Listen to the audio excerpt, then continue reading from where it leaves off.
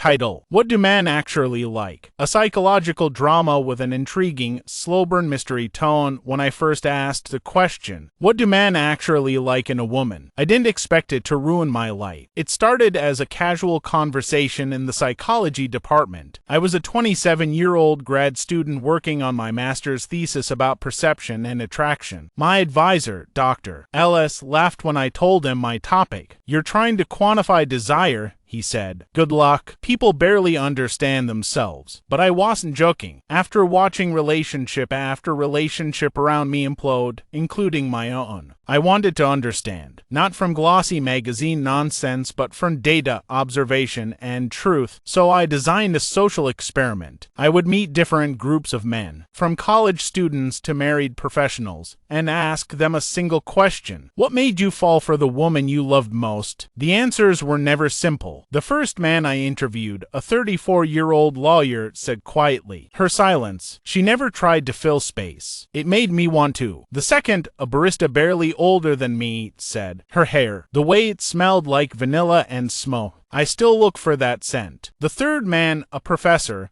married for 20 years, just sighed. It wasn't her beauty or her kindness or her values. It was that she saw me before I even knew who I was. I recorded everything. I filled notebooks. I began to notice patterns. Not in what they said, but in how they said it. Every man's voice softened when he remembered the woman he loved most. It wasn't about features. It wasn't even about personality. It was about a feeling. The vibe, as one of my classmates mockingly called it. But things started to change when I began applying my research outside the lab. One night, at a friend's party, I decided to test a hypothesis. I remembered what one of my interviewees had said. A woman's mystery is her magnet. So I didn't talk much. I just listened, smiled occasionally, and let silence sit between my words. Within an hour, 3 men had tried to start conversations with me, to ask for my number. It felt powerful, like I'd unlocked a hidden code. Soon, I was experimenting everywhere. At coffee shops and study groups,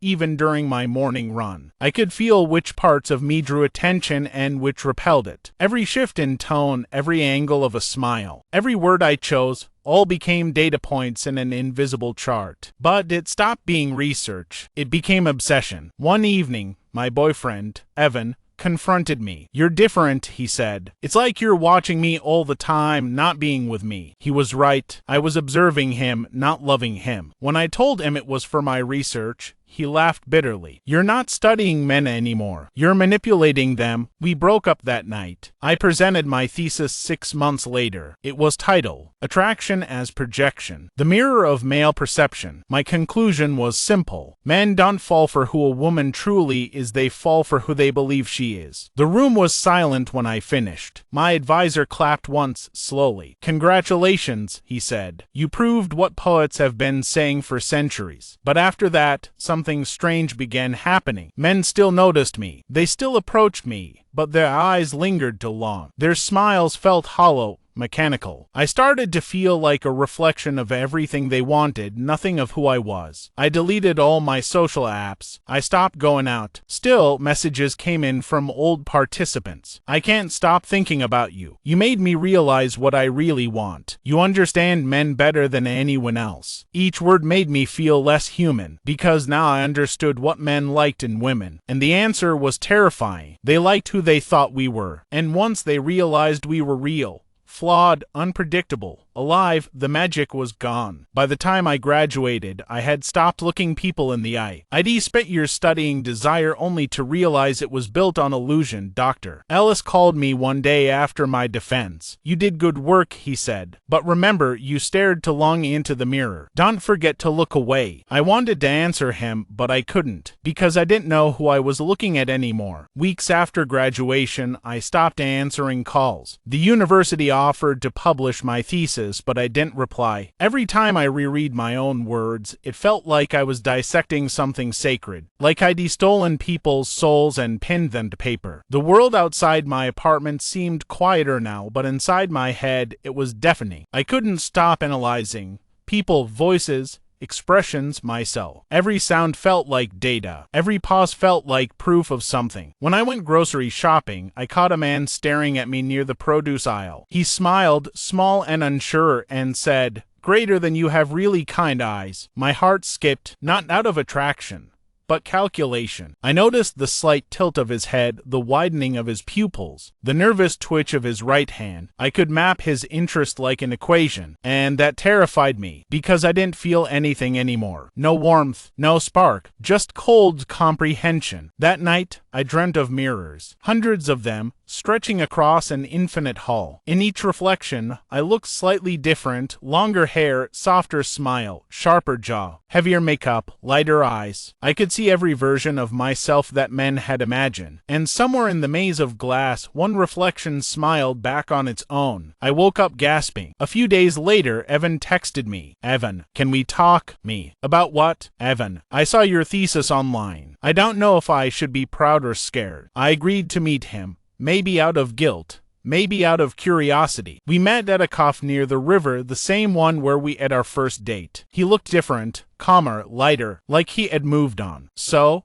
he said, sipping his coffee, did you find your answer to what men like? I hesitated. They like the version of us that doesn't exist. He frowned. That's sad. It's true, I replied. They like fantasy. Maybe, he said softly, you just met the wrong kind of men. Then he looked right at me. Really looked, and added, you built your whole identity around understanding others, but have you ever tried being understood? I couldn't answer, because I didn't know who I was anymore to be understood. After that, I started keeping a journal.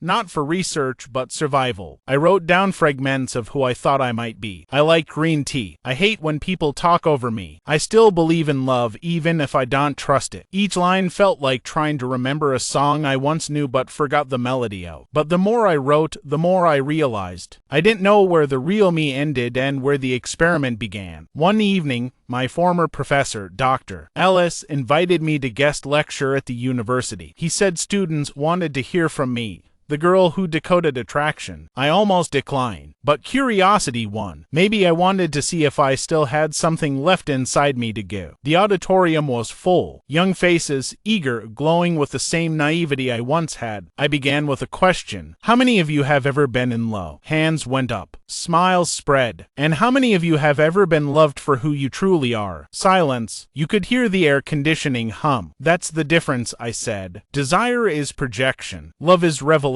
And we've forgotten the difference. Afterward, several students came up to me, thanking me, asking for advice. But one girl stayed behind. She looked about 20, nervous but determined. Can I ask you something? She said. Of course. What if someone only loves the version of me that pretends not to care? That question hit me like a blade. I wanted to tell her not to do what I did, to never bury her real self to be desired. But all that came out was greater than they don't love you. They love their reflection. Her eyes filled with tears. Mine almost did too. That night, I walked home slowly through the fog. The city lights shimmered in the puddles, and for the first time in months, I didn't feel like I was being watched. I felt invisible, and it was peaceful. I realized that maybe the problem wasn't that men projected.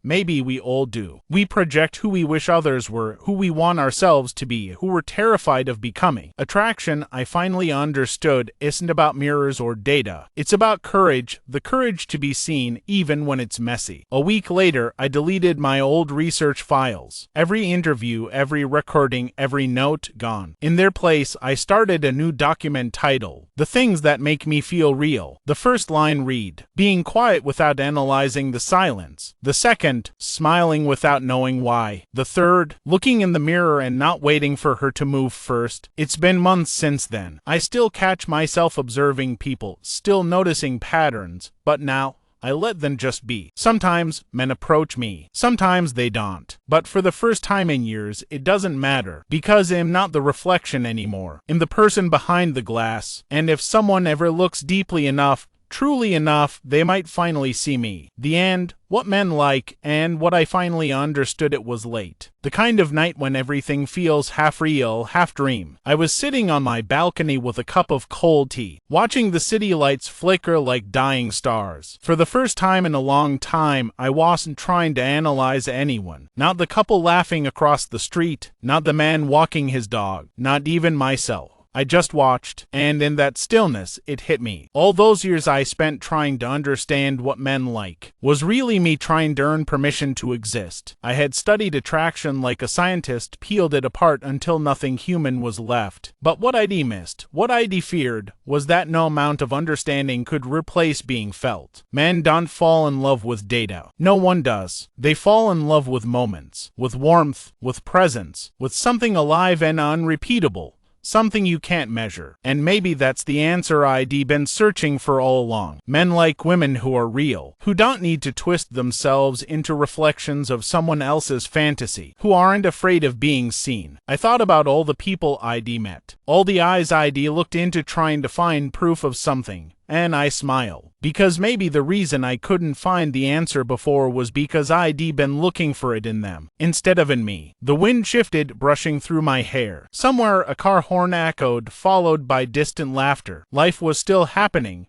messy, beautiful, uncalculated, and for once I didn't want to study it. I just wanted to live it. I closed my laptop. No more notes, no more theories, just the quiet heartbeat of the city and the gentle, terrifying, liberating thought that maybe, for the first time, I was enough, exactly as I was.